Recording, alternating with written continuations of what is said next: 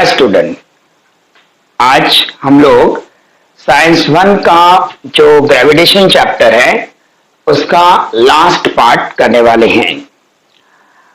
आज का जो लेक्चर है, इस लेक्चर में आप free fall, gravitation potential, escape velocity इनके बारे में सीखोगे। बच्चों एक बार ध्यान दो, साइंस 1 ये न्यूमेरिकल बेस है। जितने ज्यादा आप सम सॉल्व करोगे उतना ज्यादा आपको कॉन्फिडेंस आएगा। हम लोग ये करने वाले हैं, मैक्सिमम न्यूमेरिकल्स इसमें सॉल्व करने वाले हैं। टेक्स्ट बुक के सम्स, सॉल्व सम्स, जितने मैक्सिमम सम्स आप सॉल्व कर सकते हो उतने सम्स सॉल्व करो। सबसे इंपॉर्टेंट बात साइंस के बारे में जो है, अपने माइंड में क्लियरिटी रखो, किसी चीज के बारे में डाउट मत रखो। आप अपने माइंड से जितना ज्यादा साइंस के बारे में क्लियर रहोगे उतना आपका कॉन्सेप्ट क्लियर होगा। हर वो चीज जो आपको डाउट क्रिएट कर रही है पूछो उसके बारे में, उसे क्लियर करके लो। ठीक है, तो आज हम लोग हमारा जो चैप्टर है उसमें आगे बढ़ते हैं। बच्चों इसके पहले आपने यूनिवर्सल लॉ ऑफ ग्रेविटेशन, उसके बाद जो एक्सेलरेशन ड्यू टू ग्रेविटी, ये सब बातें सीख ली हैं। अब अपने सारे फॉर्मूलाज भी अच्छी तरह देख लिया। अब नेक्स्ट जो कॉन्सेप्ट है जिसका नाम है फ्री फॉल। अब फ्री फॉल का मतलब क्या होता है, चलिए एक एक्टिविटी से समझते हैं। मान लो मेरे पास ये एक बॉल है। अब ये बॉल को मैंने हाथ में पकड़ा हुआ है। अब मुझे बताओ इसके ऊपर क्या कोई फोर्स एक्ट हो रहा है? ऑफ कोर्स ग्रेविटेशन फोर्स इसको अपनी तरफ नीचे की तरफ खींच रहा है, नीचे की तरफ खींच रहा है। यानी ग्रेविटेशन फोर्स की वजह से ये बॉल नीचे की तरफ जानी चाहिए, मगर ये बॉल नीचे की तरफ क्यों नहीं जा रही है? क्योंकि उसी वक्त मेरा हाथ जो है इसके ऊपर एक और फोर्स लगा रहा है अपोजिट डायरेक्शन में, और ग्रेविटेशनल फोर्स जो कि नीचे की तरफ है इसको मेरे हाथ से लगने वाले फोर्स ने बैलेंस कर लिया है, और बैलेंस करने की वजह से ये बॉल नीचे की तरफ नहीं जा रही है। मतलब इस वक्त इसके ऊपर दो फोर्स लग रहे हैं। एक जो फोर्स है वो फोर्स ग्रेविटेशनल फोर्स है, और जो दूसरा फोर्स है वो मेरे हैंड से लगा हुआ अपोजिट डायरेक्शन में फोर्स जो उसको बैलेंस कर ला रहा है, जिसकी वजह से ये गेंद नीचे की तरफ नहीं जा रही है। अब क्या होगा मुझे बताओ। मैंने मेरा हाथ हटा लिया, मेरा हाथ हटाते ही ये जो बॉल है ये नीचे की तरफ जाने लगी। अब मेरा हाथ हटाते ही इस बॉल के ऊपर कौन सा फोर्स एक्ट हुआ? इसके ऊपर केवल एक ही फोर्स एक्ट हो रहा है, और वो फोर्स है ग्रेविटेशनल फोर्स। मतलब जब कोई ऑब्जेक्ट पर खाली एक ही फोर्स एक्ट हो, ग्रेविटेशनल फोर्स, तो हम कहते हैं कि वो ऑब्जेक्ट जो है वो फ्री फॉल में है। Right, an object is said to be under the free fall when only it is in the influence of the gravitational force. We say that the object is in free fall. अब ये जब object मेरा जो गेंद थी जब वो नीचे की तरफ जा रही थी, तो नीचे की तरफ जाते समय इस गेंद पर क्या केवल ग्रेविटेशनल फोर्स लग रहा था? नहीं, ग्रेविटेशनल फोर्स के अलावा इस पे दो फोर्स और काम कर रहे थे। एक फोर्स था फ्रिक्शनल फोर्स। मेरी बात ध्यान से सुनिए, क्या कहा मैंने? Frictional force. ये जो फ्रिक्शन था, चलिए खाली फ्रिक्शन लिख देते हैं। फ्रिक्शन का मतलब क्या होता है? जब ये एक फोर्स है जो अपोजिंग फोर्स होता है। अभी यहां पे एयर प्रेजेंट है, जब वो स्टोन नीचे की तरफ जा रहा था तो एयर उसे क्या कर रहा था? अपोज कर रहा था। उनके स्टोन और एयर के बीच में फ्रिक्शन हो रहा था जो उसे नीचे जाने से रोक रहा था। मगर ग्रेविटेशनल फोर्स फ्रिक्शनल फोर्स से ज्यादा होने की वजह से, या यहां पे हम ये कह सकते हैं कि फ्रिक्शनल फोर्स का इफेक्ट कम होने की वजह से वो जो गेंद है वो नीचे की तरफ जा रही है। दूसरी बात, एक और फोर्स होता है जिसको हम कहते हैं बायॉन्स फोर्स। ओके, बायॉन्स फोर्स यानी किसी चीज को हवा में तैराने के लिए जो फोर्स रहता है उसे हम कहते हैं बायॉन्ट फोर्स, और इस प्रॉपर्टी को कहते हैं बायॉन्सी। अब फ्लोटिंग फोर्स, अपथ्रस्ट, जो से बायॉन्स फोर्स हमेशा हर चीज को ऊपर की तरफ रखने की कोशिश करता है। ये लिक्विड और गैसेस में पाया जाता है बायॉन्ट फोर्स। तो ये दो टाइप के फोर्स इसके ऊपर एक्ट हो रहे हैं, एक तो फ्रिक्शनल फोर्स है और दूसरा क्या है, बायॉन्स फोर्स है। आप किसी पंख को नीचे गिरा के देखो, वो धीरे धीरे धीरे धीरे होते हुए नीचे जाएगा, क्योंकि वहां पर फ्रिक्शन और बायॉन्स ज्यादा इफेक्टिव हैं। लेकिन स्टोन का मास ज्यादा होने की वजह से उसके ऊपर फ्रिक्शन और बायॉन्स इतना ज्यादा इफेक्टिव नहीं है। तो ये दो फोर्स मेरे स्टोन को रोकने की कोशिश कर रहे हैं, मतलब मेरा स्टोन जो है वो फ्री फॉल में नहीं है। तो बच्चों, फ्री फॉल एक ही जगह पे पॉसिबल है। फ्री फॉल जो है ये तभी पॉसिबल है जब हम किसी ऑब्जेक्ट को वैक्यूम में नीचे की तरफ गिराएं। जब हम उसको वैक्यूम में नीचे की तरफ गिराएंगे तो वैक्यूम में तो एयर है नहीं, इसका मतलब वहां पर केवल एक ही फोर्स उसके ऊपर वर्क करेगा, और वो फोर्स कौन सा होगा, वो फोर्स कौन सा होगा, ग्रेविटेशनल फोर्स होगा। तब हम कहेंगे कि ऑब्जेक्ट क्या है, फ्री फॉल में है। ठीक है।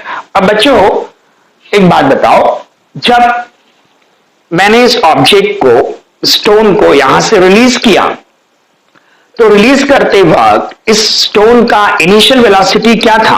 आप ध्यान से देखो, मैं यहां से रिलीज कर रहा हूं, तो रिलीज करते वक्त यहां पे जब ये बॉल है तो रुकी हुई है, मतलब इसका इनिशियल वेलोसिटी क्या है, 0 है।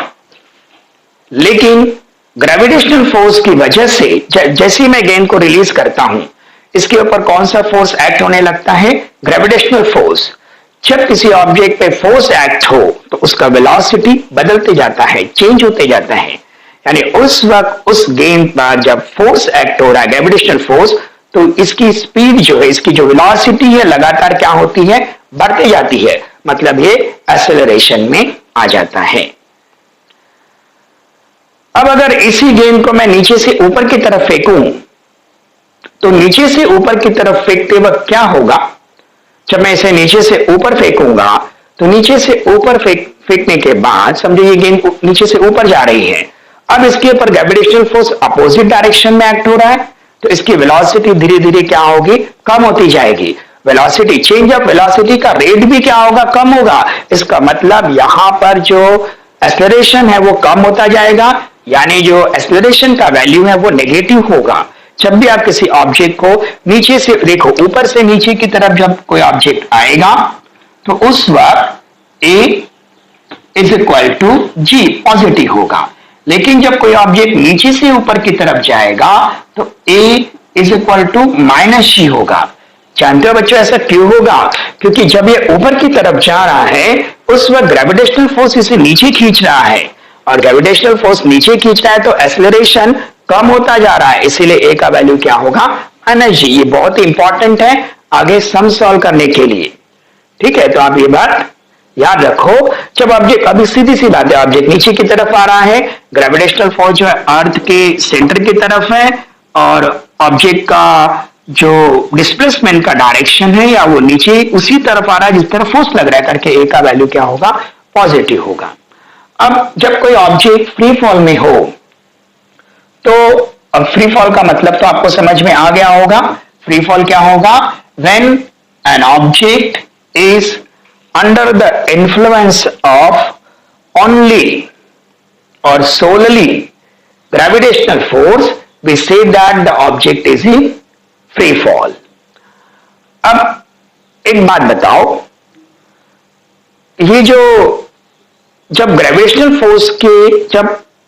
फोर्स के अंडर कोई ऑब्जेक्ट रहता है, तो ऐसे समय में जो दो ऑब्जेक्ट, एक का मास छोटा है, एक का मास बहुत बड़ा है। मान लो मैंने 100 kg का एक स्फीयर लिया और एक 50 kg का स्फीयर लिया, और इन दोनों को मैंने नीचे गिराया, फ्री फॉल में है वो, तो फिर कौन पहले पहुंचेगा? नहीं, दोनों ऑब्जेक्ट एक साथ ही नीचे पहुंचेंगे, क्योंकि फ्री फॉल जो है ऐसे समय में जो जी का वैल्यू रहता है ये ऑब्जेक्ट के मास पे डिपेंड नहीं होता, क्योंकि उसके एक्सेलरेशन जो है ये मास पे डिपेंड नहीं है, ऑब्जेक्ट के मास के ऊपर डिपेंड नहीं होता, और इसलिए दोनों चीजें क्या होंगी, एक ही वक्त पहुंचेंगी। लेकिन अगर मैंने वैक्यूम में एक्सपेरिमेंट नहीं कर रहा हूं, मैंने एक फीदर लिया और एक बॉल ली और दोनों को नीचे गिराया, तो फीदर को पहुंचने में ज्यादा टाइम लगेगा, बॉल तो तुरंत नीचे पहुंच जाएगी। क्यों हुआ बच्चों ये? क्योंकि बॉल पे लगने वाला फ्रिक्शन और बायंस फोर्स को बॉल के मास ने ओवरकम कर दिया, मगर फीदर ये नहीं कर पाया, उस पर फ्रिक्शनल और बायंस फोर्स लग रहा है, उसको ओवरकम करने में से टाइम लगा, और इसलिए वो फीदर जो है तुरंत न गिरते हुए धीरे धीरे करके नीचे आया। अब ये समझने के बाद फ्री फॉल कंसेप्ट क्लियर है। फ्री फॉल का कंसेप्ट क्या है? अगर कोई ऑब्जेक्ट खाली ग्रेविटेशनल फोर्स के इन्फ्लुएंस में है और कोई भी फोर्स उस पर नहीं लग रहा है, तो हम कहते हैं कि ऑब्जेक्ट क्या है, फ्री फॉल में है। ठीक है, अब फ्री फॉल में हमारे जो लॉस ऑफ मोशन है, 3 इक्वेशन जो हैं, ये इक्वेशंस क्या बनते हैं वो हम चेक करते हैं। पहले तो हम 3 इक्वेशंस लिख लेते हैं। हमारे इक्वेशंस क्या हैं? पहले तो आपको मालूम है v is equal to u plus at है। दूसरा इक्वेशन है v square is equal to u square plus 2as, और तीसरा इक्वेशन है s is equal to ut plus 1/2 at square. ठीक है, जब ऑब्जेक्ट ऊपर से नीचे की तरफ आ रहा है, जब ऑब्जेक्ट ऊपर से नीचे की तरफ आ रहा है, ऊपर से नीचे की तरफ, यहां पे ऑब्जेक्ट है और ये नीचे की तरफ आ रहा है, तो बच्चों जब ऑब्जेक्ट ऊपर से नीचे की तरफ आ रहा है तो उसका इनिशियल वेलोसिटी, शुरुआत का जो वेलोसिटी है u इज इक्वल टू क्या होगा, 0 होगा। और इसमें जो एक्सेलरेशन प्रोड्यूस हो रहा है वो एक्सेलरेशन कौन सा एक्सेलरेशन होगा, ग्रेविटेशनल एक्सेलरेशन होगा, क्योंकि ग्रेविटेशनल फोर्स की वजह से प्रोड्यूस हो रहा है। तो ऐसे वक्त में a इज इक्वल टू क्या होगा, g होगा। a इज इक्वल टू क्या होगा, g। अब बच्चों यहां पे ये वैल्यू जब हम इस इक्वेशन में पुट करेंगे तो हमें क्या इक्वेशन मिलता है, ध्यान से देखो। v u is equal to क्या आ गया, 0, a इज इक्वल टू क्या हो गया, g, और t, मतलब मेरा इक्वेशन क्या बन जाता है, v is equal to gt। इसका मतलब अगर मुझे ये पता करना हो कि मेरा ऑब्जेक्ट एक पार्टिकुलर टाइम पर मेरे ऑब्जेक्ट की वेलोसिटी क्या थी, जब मैंने ऑब्जेक्ट को ड्रॉप किया, ड्रॉप करने के बाद 1 सेकेंड के बाद मेरे ऑब्जेक्ट की वेलोसिटी क्या है, अगर मुझे ये मालूम करना है, तो फिर v इज इक्वल टू क्या है, gt है। तो यहां पे टाइम क्या है, 1 सेकेंड है, तो बच्चों v इज इक्वल टू क्या आ जाएगा, 9.8 इंटू 1। ये एवरेज तो आपको मालूम ही है, g का वैल्यू 9.8 होता है, यानी मेरी वेलोसिटी क्या होगी, 9.8 मीटर पर सेकेंड। 2 सेकेंड के बाद वेलोसिटी क्या होगी, इसका डबल, 3 सेकेंड के बाद इसका डबल, मतलब वेलोसिटी लगातार टाइम के साथ में बढ़ रही है, चेंज हो रही है, मतलब ऑब्जेक्ट क्या है, एक्सेलरेशन में है। तो हमारा फॉर्मूला क्या बन जाता है, v is equal to gt। अब बच्चों v square is equal to u square plus 2as है, तो v स्क्वायर हम वैसे ही रखेंगे। अगर ऑब्जेक्ट ऊपर से नीचे की तरफ आ रहा है तो ऊपर से नीचे की तरफ आते समय इसका इनिशियल वेलोसिटी 0 है, तो इसका मतलब ये जो u का वैल्यू है बच्चों 0 प्लस 2 इंटू a का वैल्यू g और s, मतलब फॉर्मूला क्या बनेगा, v square is equal to 2gs।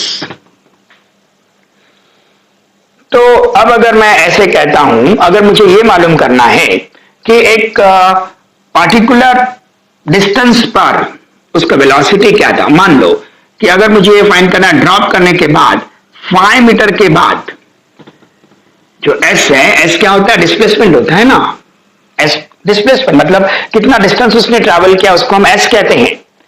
अगर s 5 मीटर है तो फिर वेलोसिटी कितना होगा, तो v square is equal to 2 into 9.8 into 5, यानी कितना आएगा 98, और इसका स्क्वायर रूट लोगे तो आपको क्या, क्योंकि v square is equal to 98 आ गया, 5 टू जा 10 और 8 9.8, तो v इज इक्वल टू क्या आ गया, square root of 98, square root of 98 क्या आ गया 49 इंटू 2 मतलब 7√2 मीटर पर सेकेंड। यानी जब ये ऑब्जेक्ट 5 मीटर पे पहुंचा था तो इसका वेलोसिटी इतना था। या अगर मुझे वेलोसिटी मालूम है तो मैं ये बता सकूंगा कि वो जो ऑब्जेक्ट है वो कितने डिस्टेंस तक पहुंच चुका है। तो हमारा ये जो फॉर्मूला है, ये फॉर्मूला क्या बन जाता है, v square is equal to 2gs। ठीक है बच्चों। और जो तीसरा हमारा फॉर्मूला है s is equal to ut plus 1/2 at square, ये फॉर्मूला क्या बन जाएगा, वापस u इज इक्वल टू 0 है बच्चों, s is equal to 0 into t plus 1/2 gt square, तो s is equal to 1/2 gt square. ये बताएगा कि एक पार्टिकुलर टाइम पर मेरा ऑब्जेक्ट जब ऊपर से नीचे गिर रहा है तो उसने कितना डिस्टेंस कवर किया, s is equal to 1/2 gt square. तो ये जो लॉज ऑफ मोशन है, ये laws of motion free fall के कंडीशन में चेंज हो जाते हैं। क्यों चेंज हो जाते हैं, क्योंकि फ्री फॉल में a इज इक्वल टू क्या होगा, g होगा। अब a is equal to g क्यों होगा, क्योंकि हमारा ऑब्जेक्ट खाली ग्रेविटेशनल फोर्स के इन्फ्लुएंस में है। उस वक्त उसमें जो एक्सेलरेशन है वो कौन सा एक्सेलरेशन है, एक्सेलरेशन ड्यू टू ग्रेविटी। समझ में आया। अब बच्चों ये वैल्यूज के बाद हाँ हमें यहाँ पे याद क्या रखना है, ये आप नोट डाउन कर लोगे। अब यहाँ पे कौन कौन सी बातें नोट डाउन करोगे, पहले तो फ्री फॉल का डेफिनेशन, राइट। फ्री फॉल का डेफिनेशन बहुत इजी है, क्या कहोगे आप, when an object is under the influence of only gravitational force we say that object is in free fall. और फ्री फॉल खाली कहां पॉसिबल है, वैक्यूम में पॉसिबल है। और उसके बाद फिर आपको याद रखना है कि फ्री फॉल के लिए जो लॉस ऑफ मोशन है वो क्या बन जाते हैं, v is equal to u plus at, v is equal to क्या बन जाएगा gt, v square is equal to 2gs और s is equal to 1/2 gt square. अब जब ऑब्जेक्ट नीचे से ऊपर की तरफ जा रहा है, नीचे से ऊपर की तरफ जाते समय ग्रेविटेशनल फोर्स अपोजिट डायरेक्शन में लग रहा है, तो g का वैल्यू क्या होगा, नेगेटिव, और ऊपर से नीचे आते समय पॉजिटिव होगा। क्या आप मुझे बता सकते हो कि हमारे यूनिवर्स में कौन कौन से ऑब्जेक्ट फ्री फॉल में हैं? ठीक है, अब मुझे बताओ मून कहां है। मून यूनिवर्स में वैक्यूम में है। मून के ऊपर क्या कोई फोर्स एक्ट हो रहा है, यस, उसके ऊपर ग्रेविटेशनल फोर्स एक्ट हो रहा है। किसका ग्रेविटेशनल फोर्स एक्ट हो रहा है, अर्थ का। और कोई फोर्स है क्या, नहीं। तो ये जो मून और जितने भी सेलेस्टियल ऑब्जेक्ट हैं, राइट, ये किसमें होते हैं, फ्री फॉल में होते हैं। क्यों फ्री फॉल में है, क्योंकि इनके ऊपर केवल ग्रेविटेशनल फोर्स ही एक्ट हो रहा है। So we say that these objects are under free fall. अब ये बात फ्री फॉल को प्रूव करने के लिए एक बहुत ही महान साइंटिस्ट है जिनका नाम है गैलीलियो। इन्होंने 1590 में एक एक्सपेरिमेंट किया था, राइट। आपको पिसा का लीनिंग टावर मालूम होगा, कहां पर है ये, इटली में है। तो 1519 में जो इटालियन सिटी है पिसा, वहां पे लीनिंग टावर बना हुआ है, पिसा की झुकी हुई मीनार। उस लीनिंग टावर पर ये गए और इन्होंने दो बड़े ऑब्जेक्ट लिए, एक बड़ा ऑब्जेक्ट और एक छोटा ऑब्जेक्ट लिया, और दोनों को क्या क्या इन्होंने ऊपर से ड्रॉप किया और लोगों को बताया कि देखो दोनों एक ही समय नीचे पहुंच रहे हैं। जब दोनों एक ही समय नीचे पहुंच रहे हैं, इसका मतलब कि ये दोनों ऑब्जेक्ट जो हैं, यानी हम ये कह सकते हैं कि जो एक्सेलरेशन ड्यू टू ग्रेविटी है, राइट, ये ऑब्जेक्ट के मास पे डिपेंड नहीं रहता। वैसे भी हमने फॉर्मूला देखा था, g इज इक्वल टू क्या मिला था हमें, gm/r स्क्वायर। शायद आपको याद हो, फॉर्मूलाज याद होना जरूरी है, क्योंकि क्या होता है ना, साइंस में हर चीज एक दूसरे से लिंक्ड है। आप आगे चल के यही सब चीजें कुछ अलग फॉर्म में करंट के लेसन में देखोगे। फिर आगे चल के और हायर स्टडीज में जब मैग्नेट वगैरह पढ़ोगे तो वहां पर भी कुछ ऐसे फॉर्मूला मिलेंगे जो एक दूसरे से लिंक्ड फॉर्मूलाज हैं। इसलिए हर फॉर्मूला को दिमाग में रख लेने का, रट्टा नहीं मारने का। रट्टा मारने की जरूरत ही नहीं। यहाँ पे आपने ये फॉर्मूला तो डिराइव किया था, तो जी इज इक्वल टू क्या होता है, जीएम अपॉन क्या होता है, आर स्क्वायर। तो इसमें कहीं भी ऑब्जेक्ट का मास है क्या? नहीं। यहाँ पे क्या है, ये यूनिवर्सल ग्रेविटेशनल कांस्टेंट है, ये मास ऑफ द अर्थ है और ये रेडियस ऑफ द अर्थ है। यानी जो एक्सेलरेशन ड्यू टू ग्रेविटी किसी ऑब्जेक्ट पे लगता है ये उसके मास पे डिपेंड नहीं होता। यानी बड़े पत्थर में जो वेलोसिटी में चेंज आएगा सेम टाइम में, वही वेलोसिटी छोटे पत्थर में भी आएगा। इसलिए दोनों चीजें एक साथ एक ही समय में नीचे गिरेंगी। अब ये एक्सपेरिमेंट जो फिदर और कोई भारी चीज, इसका एक्सपेरिमेंट अब रिसेंटली किया गया है। मैं इस वीडियो के साथ में एक और लिंक आपके साथ में शेयर करूंगा और उसमें आप देखना कि वैक्यूम के अंदर जब फीदर और एक हैवी ऑब्जेक्ट दोनों को नीचे गिराया गया है तो दोनों ऑब्जेक्ट एक ही समय में नीचे आ रहे हैं। वीडियो का लिंक मैं भेज दूंगा, आप एक बार वो वीडियो जरूर देखना। तो बच्चों ये था हमारा फ्री फॉल।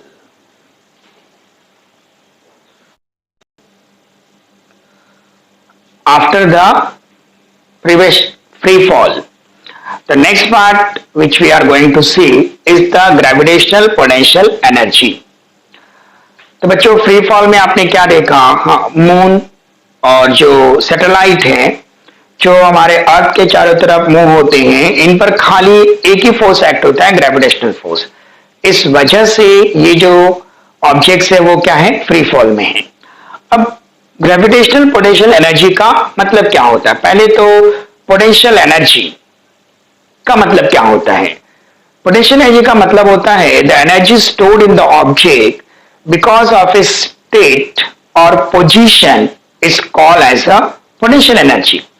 किसी ऑब्जेक्ट, कोई ऑब्जेक्ट जहां पे स्थित है उसकी पोजीशन और उसका जो कॉन्फ़िगरेशन है, इसकी वजह से उसमें जो एनर्जी स्टोर्ड है उसे हम क्या कहते हैं, पोटेंशियल एनर्जी कहते हैं। अगर मान लो कोई ऑब्जेक्ट अर्थ के सरफेस पे है, मैं इस ऑब्जेक्ट को ऊपर की तरफ ले जाता हूं।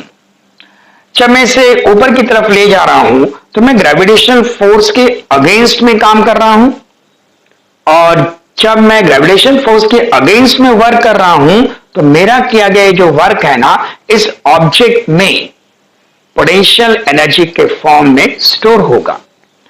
आप इस ऑब्जेक्ट को जितना ज्यादा ऊंचाई पे लेके जाओगे उतना ज्यादा इसके अंदर क्या होगा, पोटेंशियल एनर्जी स्टोर होगा। आपने लास्ट ईयर एक फॉर्मूला देखा था, potential energy is equal to mgh, m mass of the object, g acceleration due to gravity और h क्या है, हाइट है। तो मैं इस ऑब्जेक्ट को जैसे जैसे ऊंचाई पर लेके जाऊंगा वैसे वैसे क्या होगा, h का वैल्यू बढ़ता जाएगा, यानी पोटेंशियल एनर्जी इसके अंदर जो स्टोर है वो भी क्या होगी, बढ़ती जाएगी। और एक टाइम अगर समझो मैंने इस ऑब्जेक्ट को थोड़ा कम हाइट से नीचे गिराया तो इसका जमीन पर जो इंपैक्ट है वो कम होगा, और ज्यादा हाइट से गिराऊंगा तो इंपैक्ट क्या होगा, ज्यादा होगा। ऐसा क्यों? क्योंकि जब मैं इसको ज्यादा हाइट पे लेके गया तो ज्यादा हाइट पे ले जाते वक्त मुझे ज्यादा वर्क करना पड़ा, मतलब इसका पोटेंशियल एनर्जी क्या था, ज्यादा स्टोर हो गया था। मतलब जैसे जैसे हम अर्थ के सरफेस से ऊपर की तरफ जाते हैं वैसे वैसे पोटेंशियल एनर्जी बढ़ता जाता है। यानी पोटेंशियल एनर्जी क्या है, रिलेटिव है। किस पे डिपेंड है ये, ऑब्जेक्ट जो है सरफेस से कितने हाइट पर है उस पर डिपेंड है, इसलिए इसे हम क्या कहते हैं, रिलेटिव कहते हैं। लेकिन बच्चों एक बात और ध्यान दो कि अगर मान लो डिस्टेंस जो है, आपको मालूम है कि अर्थ का रेडियस जो है 6400 किलोमीटर है, राइट। अगर कोई डिस्टेंस 6400 किलोमीटर के कंपैरिजन में बहुत कम है, मान लो 10 किलोमीटर मान लेते हैं, तो हर जगह पर उस समय जी का वैल्यू क्या होगा, कांस्टेंट होगा। जी का वैल्यू कितना होता है? एवरेज वैल्यू 9.8 मीटर पर सेकेंड, मीटर पर सेकेंड स्क्वायर। तो ये अर्थ का समझो यहां पे इस जगह पर 10 किलोमीटर के हाइट पर इस ऑब्जेक्ट पे लगने वाला जो अर्थ का एक्सेलरेशन ड्यू टू ग्रेविटी है वो यहां पर क्या होगा? लगभग कांस्टेंट। लेकिन जब मैं बहुत ज्यादा आगे चला जाऊंगा, यानी हाइट जो है सब्सटेंशियल हो, 6400 किलोमीटर, मतलब अगर मान लो हाइट है 3600 किलोमीटर, तो ऐसे वक्त में आपको मालूम है कि जी का वैल्यू कम होता जाता है। जी का वैल्यू सब जगह पे कांस्टेंट नहीं है। तो एक टाइम ऐसा आएगा, अगर मान लो मैं ऑब्जेक्ट को इनफाइनाइट डिस्टेंस पे लेके गया हूं, कहां पे लेके गया हूं? इनफाइनाइट डिस्टेंस पर।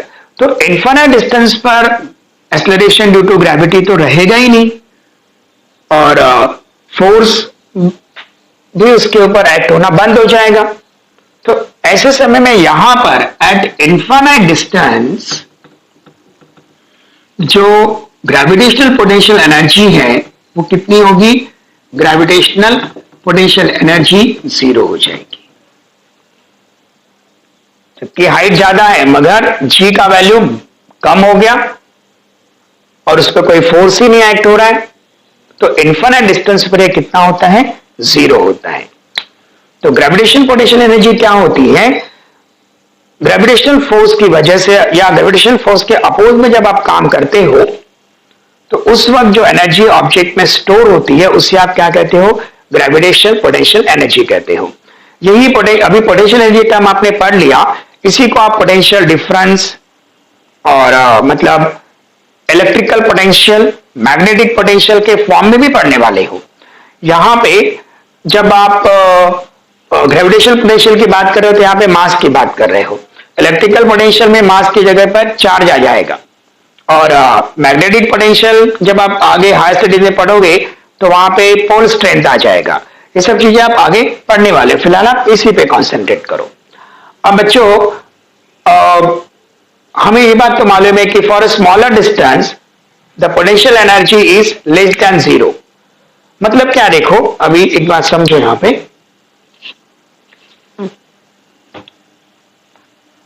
अब पोटेंशियल एनर्जी जो है अर्थ के सरफेस पर, यहां पे अर्थ के सरफेस पर पोटेंशियल एनर्जी कितना होगा? mgh फॉर्मूला है।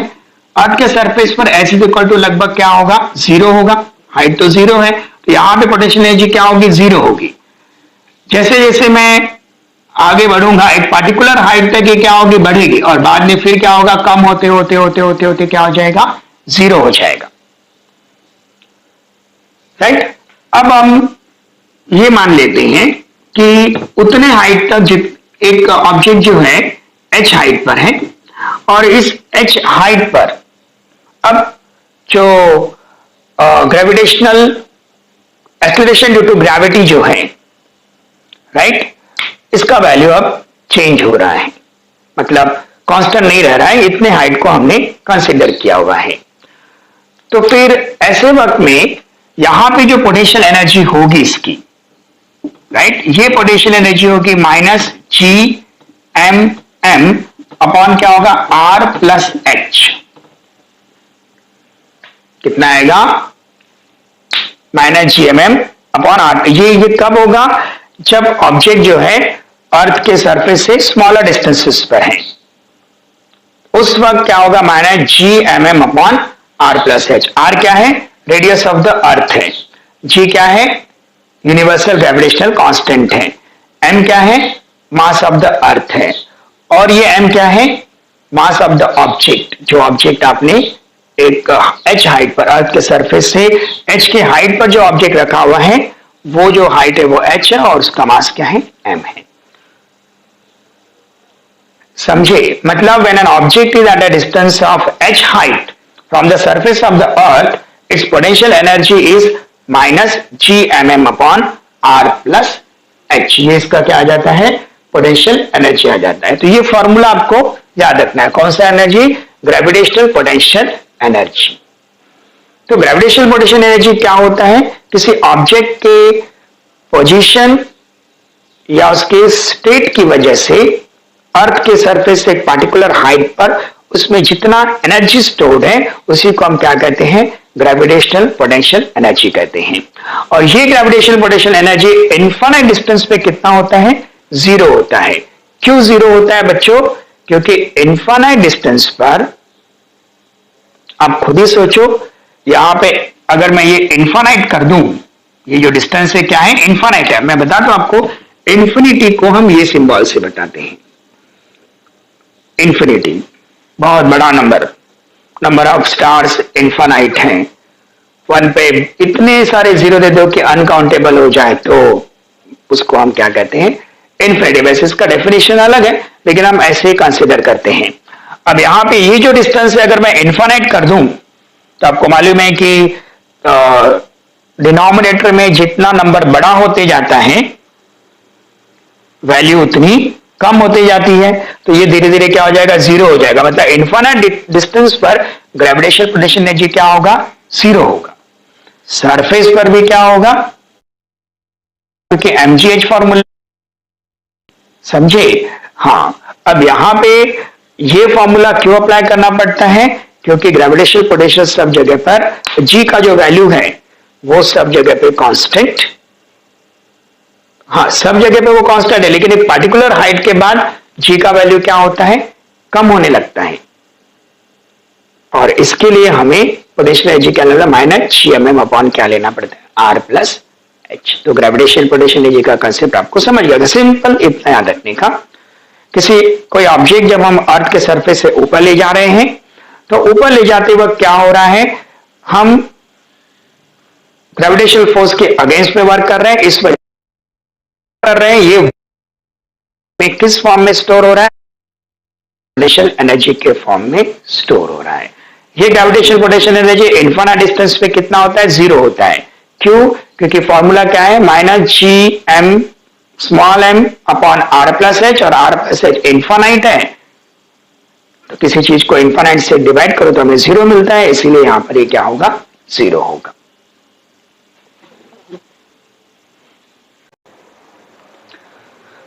अभी नेक्स्ट जो हमारा कंसेप्ट है वो है एस्केप वेलोसिटी।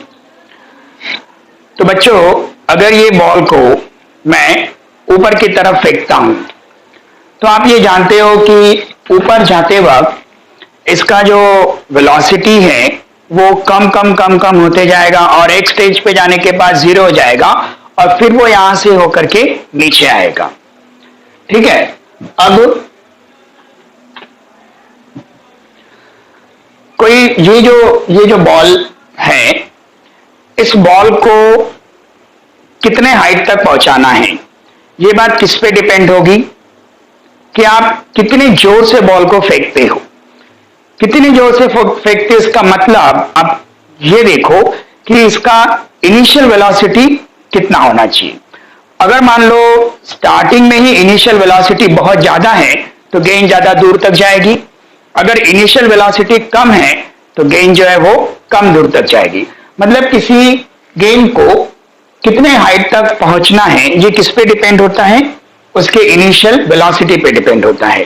अभी बच्चों हमारे पास न्यूटन का एक लॉ ऑफ मोशन है, v square is equal to U square plus 2as। यहां पे हमने क्या देखा, जब मैंने गेंद को ऊपर की तरफ फेंका था, ऊपर जाने के बाद ये गेंद रुक गई, कुछ समय के लिए रुक गई और फिर नीचे आई। मतलब इसकी जो फाइनल वेलोसिटी है वो फाइनल वेलोसिटी कितनी हो जाती है, जीरो हो जाती है। यानी यहां पे बच्चों ये जो a है, a इज इक्वल टू क्या होगा, माइनस जी। अब बता सकते हो माइनस जी क्यों होगा, क्योंकि मैं गेंद को ऊपर की तरफ फेंक रहा हूं। हम पहले भी सीख चुके हैं, जब कोई ऑब्जेक्ट ऊपर की तरफ जाएगा तो जो फोर्स ऑफ अट्रैक्शन है, ग्रेविटेशनल फोर्स जो है वो उसे नीचे की तरफ खींचता है, यानी अपोजिट डायरेक्शन में फोर्स लग रहा है, इसीलिए हम जी का वैल्यू क्या लेते हैं, माइनस लेते हैं। दूसरी बात, ये नेगेटिव एक्सेलरेशन है क्योंकि इसका वेलोसिटी धीरे धीरे धीरे धीरे कम होता जाता है और एकदम ऊपर पहुंचने के बाद उसका फाइनल वेलोसिटी क्या हो गया, जीरो हो गया। हम क्या फाइंड कर रहे हैं, हम ये दिखाने की कोशिश कर रहे हैं कि किसी भी ऑब्जेक्ट को अगर मुझे कितनी हाइट तक पहुंचाना है ये उसके इनिशियल वेलोसिटी पर डिपेंड होता है। तो अब v इज इक्वल टू क्या हो गया, 0 हो गया, और u स्क्वायर वैसे ही रखते हैं, प्लस 2 इंटू ए का वैल्यू क्या हुआ, g हुआ, और s जो है वैसे ही रहा। ठीक है, तो ये 0 इज इक्वल टू क्या आ गया, u square plus into minus minus 2gs हो गया। तो बच्चों 2gs इज इक्वल टू क्या हो गया, u स्क्वायर हो गया। तो s इज इक्वल टू क्या हुआ, u square upon 2g। s क्या है, डिस्प्लेसमेंट, मतलब कितने हाइट तक ऑब्जेक्ट पहुंचेगा। तो कोई ऑब्जेक्ट कितने हाइट तक पहुंचेगा किस पे डिपेंड है, उसके इनिशियल वेलोसिटी पे डिपेंड है, डायरेक्टली प्रोपोर्शनल है किसके, इनिशियल वेलोसिटी की। देखो s is equal to U square upon क्या आ गया, 2g आ गया। ओके, ये इक्वेशन क्या बताता है कि कोई भी ऑब्जेक्ट कितने हाइट तक पहुंचेगा, ये बात किस पे डिपेंड है, उस ऑब्जेक्ट के इनिशियल वेलोसिटी पर डिपेंड है। अभी यहां पे मतलब हम ये कह सकते हैं कि higher the initial velocity higher the height object will reach. क्योंकि क्या होता है, जब ऑब्जेक्ट ऊपर की तरफ जा रहा है, ग्रेविटेशनल फोर्स इसे क्या कर रहा है, नीचे की तरफ खींच रहा है। अब मान लो मैंने इस ऑब्जेक्ट को एक इनिशियल वेलोसिटी के साथ फेंका, ये थोड़ा ऊपर गया, फिर मैंने इनिशियल वेलोसिटी और बढ़ाई और ऊपर गया, और इनिशियल वेलोसिटी बढ़ाई और ऊपर गया। एक टाइम ऐसा आ जाएगा जब इनिशियल वेलोसिटी इतनी ज्यादा हो जाएगी कि ये ऑब्जेक्ट इतने हाइट तक पहुंच जाएगा कि वहां पर जो ग्रेविटेशनल फोर्स है वो 0 हो जाएगा। क्योंकि आपको ये बात मालूम है कि जैसे जैसे हम ऊंचाई पर जाते हैं वैसे वैसे एक्सेलरेशन ड्यू टू ग्रेविटी भी क्या होता है, कम होते जाता है, और साथ में जो ग्रेविटेशनल फोर्स किसी ऑब्जेक्ट पे लगता है वो ग्रेविटेशनल फोर्स भी क्या होता है, कम होते जाता है।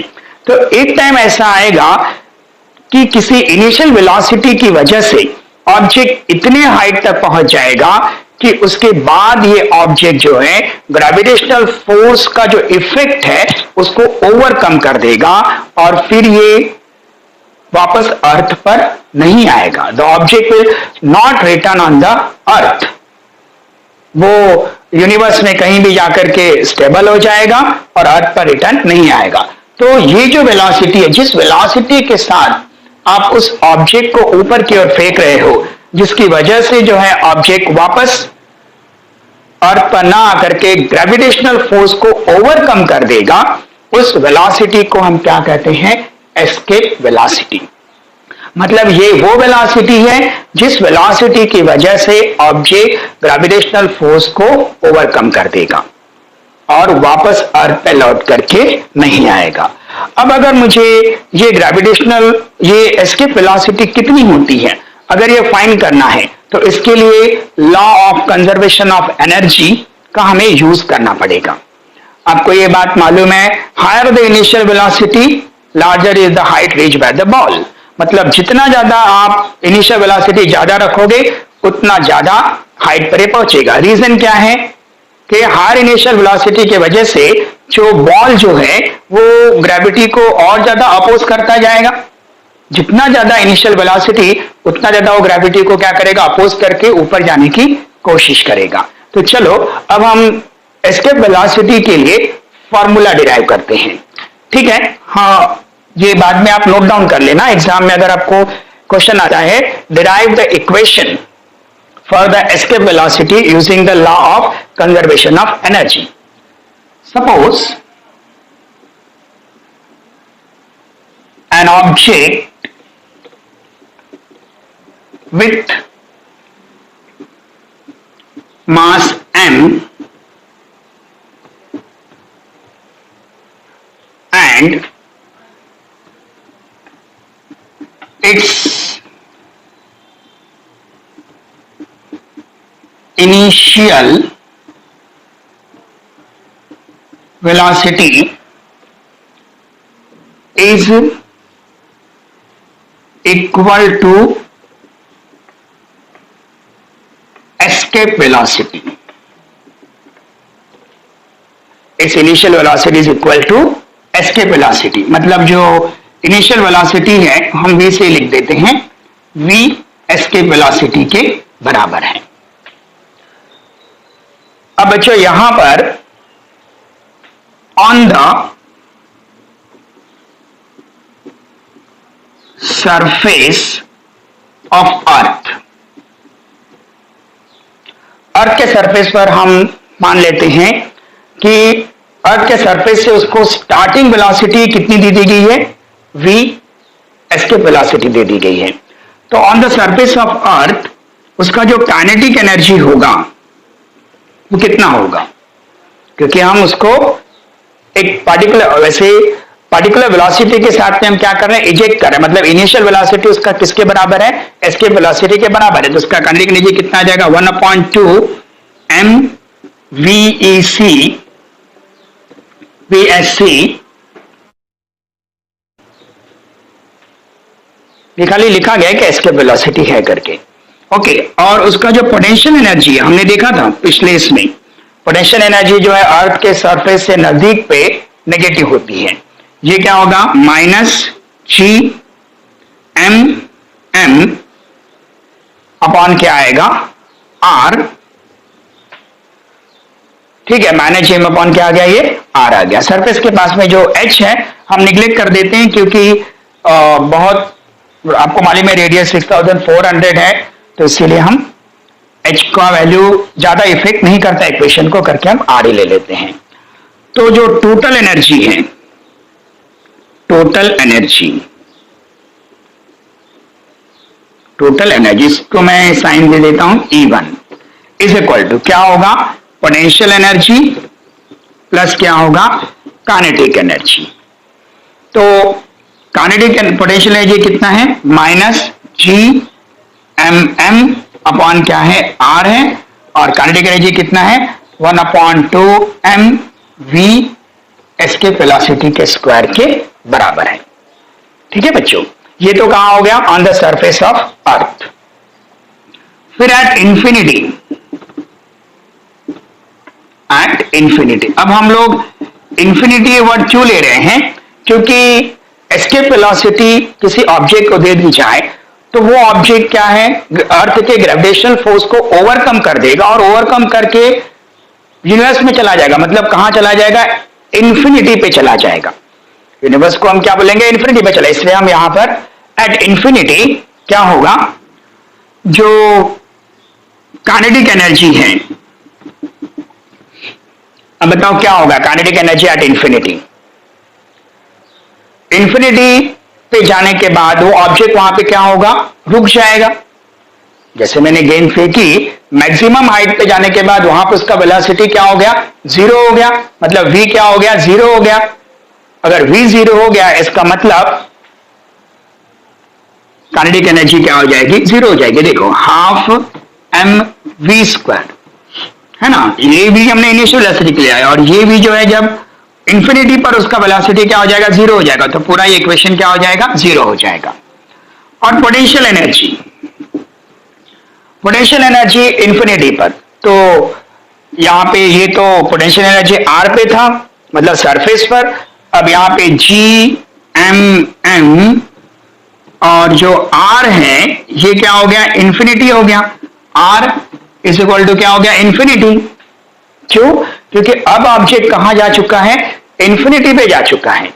तो इंफिनिटी पर अब आपको ये बात मालूम है कि जब आप डिनोमिनेटर का वैल्यू अगर डिवाइड करने पर आंसर 0 आता है, डिनोमिनेटर बढ़ेगा, जितना ज्यादा डिनोमिनेटर बढ़ेगा उतना जो है वैल्यू क्या होते जाएगा, कम। देखो 5 है तो 0.5, 1/50 है तो 0.05। अब ये डिनोमिनेटर अगर इंफिनिटी हो जाए तो ये वैल्यू किसके नजदीक पहुंच जाएगी, 0 के नजदीक पहुंच जाएगी। मतलब यहां पे जो पोटेंशियल एनर्जी है वो पोटेंशियल एनर्जी इंफिनिटी पर क्या हो जाएगी, 0 हो जाएगी। अब ये बात समझे ना, हमने इंफिनिटी क्यों लिया, हमने इंफिनिटी इसके लिए लिया क्योंकि object escape velocity, initial velocity escape velocity के बराबर देने के बाद ऑब्जेक्ट ग्रेविटेशनल फोर्स को क्रॉस करके इंफिनिटी पर चला गया है। तो बच्चों यहां पे total energy E2 is equal to कितना आ जाएगा, kinetic energy plus potential energy, मतलब 0 + 0 = क्या हो गया? 0 हो गया। अब law of conservation of energy क्या कहता है? Energy can not be created not be destroyed and the energy remain constant, मतलब जो उसका सरफेस पे एनर्जी था वही एनर्जी कहां पर होगा? इंफिनिटी पर होगा। तो according to law of conservation of energy E1 is equal to E2। E1 is equal to क्या हो गया? E2 हो गया। अब E1 क्या है बच्चों? Minus G capital M small m upon R plus 1/2 mv square, और E2 क्या है? 0 है, ये 0 लिख दिया। समझ में आया? E1 इज इक्वल टू क्या होगा? E2। E1 का वैल्यू ये है और E2 का वैल्यू क्या है? 0 है। अब यहां पे 1/2 mv एस्केप वेलोसिटी का स्क्वायर ये उधर जाएगा तो Gmm अपॉन क्या हो जाएगा बच्चों? R हो जाएगा। Gmm अपॉन क्या हो गया? R हो गया। अब यहां पे ये m और ये m कैंसिल हो जाएगा, तो v एस्केप वेलोसिटी का स्क्वायर इज इक्वल टू क्या आ जाएगा? 2gm अपॉन क्या आ गया? R आ गया। ये 2 यहां पे डिवाइड करा, वहां जाकर के मल्टीप्लाई करेगा, राइट? ये आप लिख लीजिए, आपको एग्जाम में इसको ऐसे का ऐसे लिखना। अभी इक्वेशन थोड़ा बाकी है, आप वीडियो पॉज करके पहले ये नोट डाउन कर लो। क्वेश्चन क्या आएगा? Derive the equation for the escape velocity using the law of conservation of energy. तो हमने क्या लिखा? Suppose an object with mass m and its initial velocity is equal to escape velocity. बाद में ये टर्म्स का भी हम नोटेशंस लिख देंगे कि ये सब क्या है, ठीक है? तो अभी मैं इतने पार्ट को मिटा देता हूं।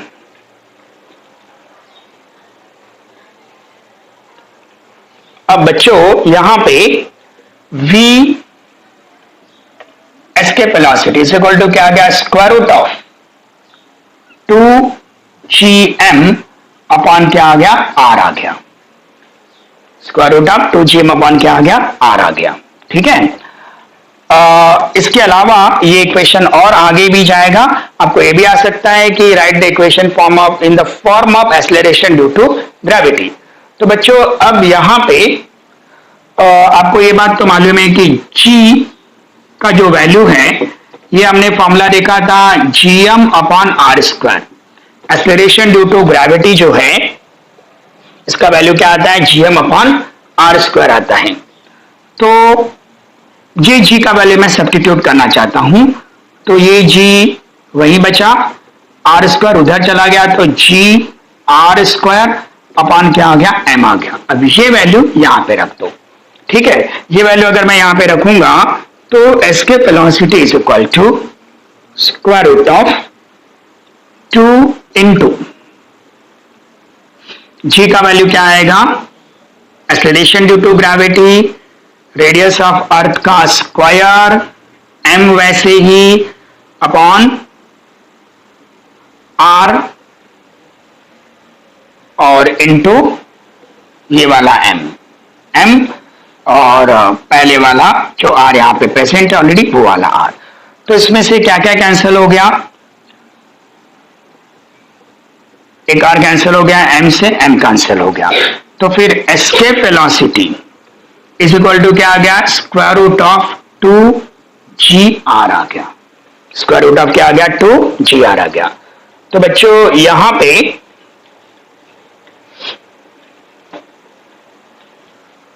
अगर आप नोटेशन लिखना चाहो तो लिख सकते हो m मास ऑफ अर्थ,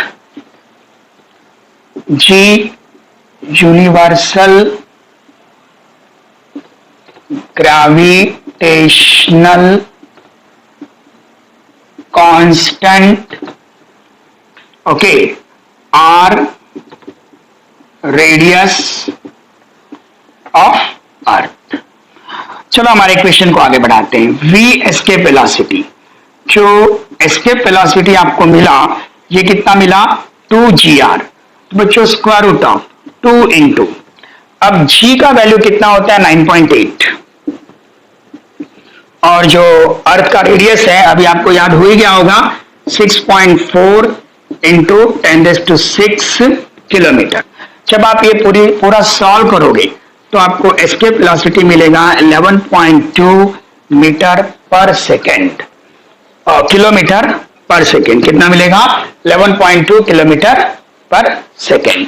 इसका मतलब अगर मैं किसी ऑब्जेक्ट को अर्थ के सरफेस से 11.2 किलोमीटर पर सेकेंड इतने स्पीड से उछालूं या उसका इनिशियल वेलोसिटी इतना दे दूं, तो फिर हमारा वो जो ऑब्जेक्ट है वो हमेशा के लिए अर्थ को छोड़कर चला जाएगा और फिर अर्थ पे लौट करके वापस नहीं आएगा।